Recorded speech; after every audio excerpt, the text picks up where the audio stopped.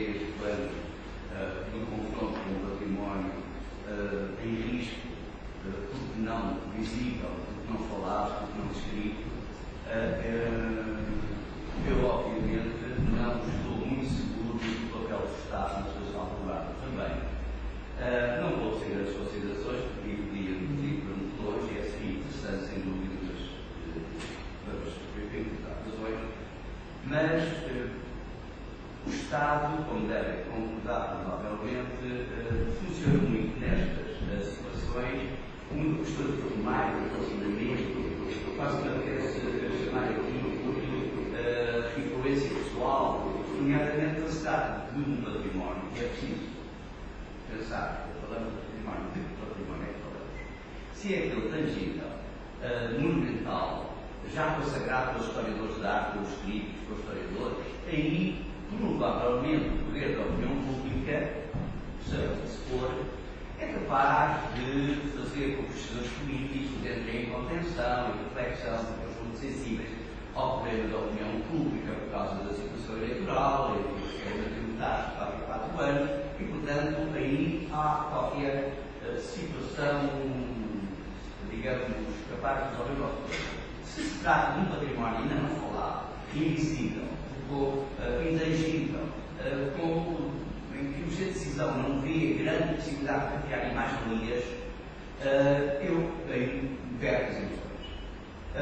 Respondendo concretamente ao número, eu vejo 2 ou 3 situações patrimoniais. E entrar precisamente numa situação. O património que este fala era invisível, logo património em risco, porque o José Empreiteiro já estava com o camartelo administrador. A partir de agora não é.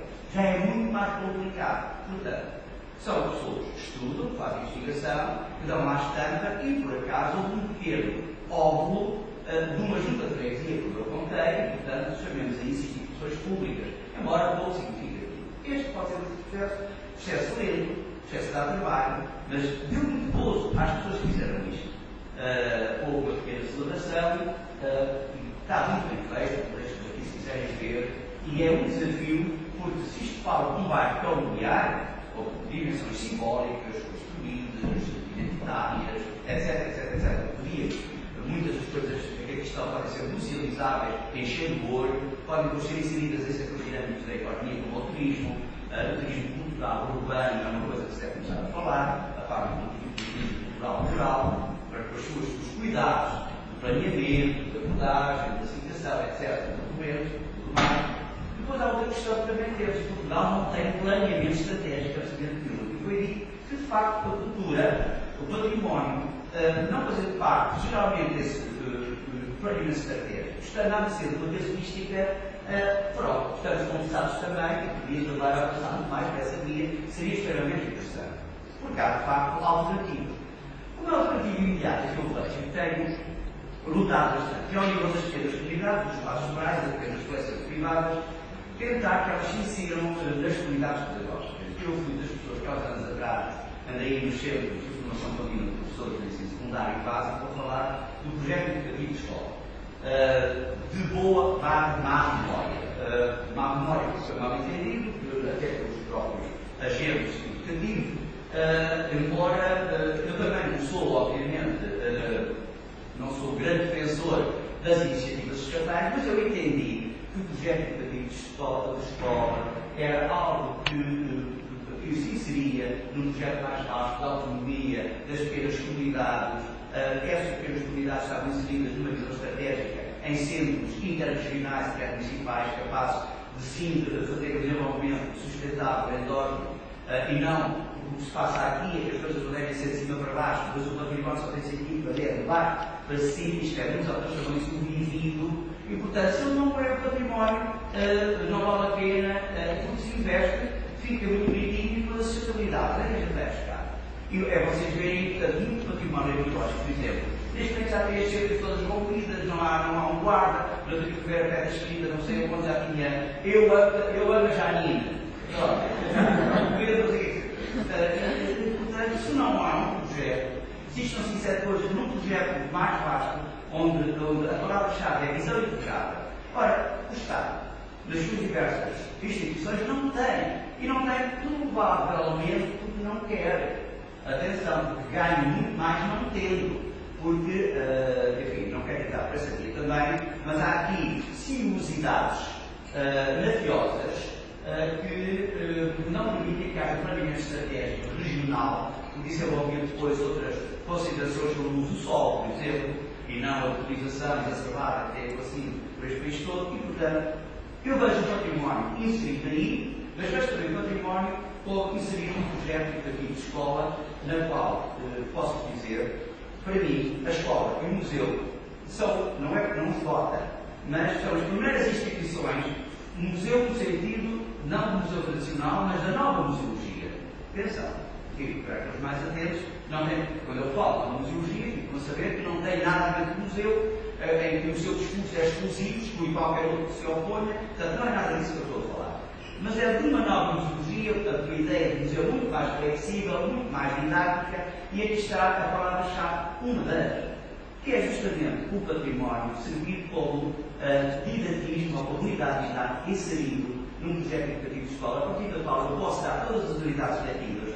Reparem, eu tenho, por exemplo, as minas do Lousal, que estavam abandonadas, ou o Museu dos Chocais de Alcáceres, por exemplo.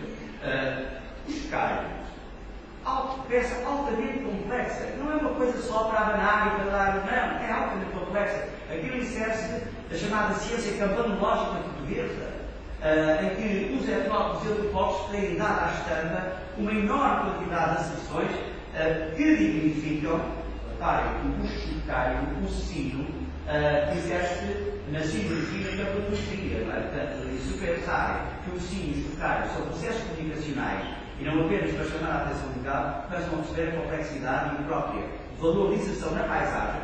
O Alentejo ser chocalho não é uma paisagem alentejana, se quiser, então, isto também podemos discutir. Agora, Alcácer, Museu de Chocalho, enfim, eu e o Nuno estivemos lá. Os miúdos podiam aprender, podiam falar de desenho, podiam falar de artes de fogo, podiam falar de química, podiam falar de física, podiam falar de música, podiam falar de uma série de coisas que é muito chatamente dada nas unidades seletivas da escola. Reparem o que é, no século XXI temos miúdos numa parede, em par paredes. Reparem que isso obriga-nos a pensar a educação mediante um edificado que encerra as mentes jovens num determinado espaço restrito. E, portanto, isso leva-nos a pensar qualquer coisa. Então, se temos um património, já falámos aqui do processo identitário, já falámos aqui da descaracterização total do nosso país, e o processo identitário tem a ver com a manutenção das características. Além disso, inserido num processo pedagógico didático. Bom, provavelmente, desde pequeninos, se eles incorporam a ideia de património, e a gente só ama aquilo que conhece, aquilo que não conhecemos, não sabemos amar, e, portanto, o conhecimento incorporado desde pequeno permite uma consideração diferente, e já não tanto esta questão utilitária de vou gastar dinheiro, tenho o problema, tenho o problema do déficit, não sei o quê. Na minha opinião, isso é importante, mas eu talvez convidaria a ver um pouco mais à frente esta questão restrita do déficit das atividades estatais. Não precisamos, neste aspecto, não temos que precisar neste aspecto do Estado para coisa nenhuma. Obrigado.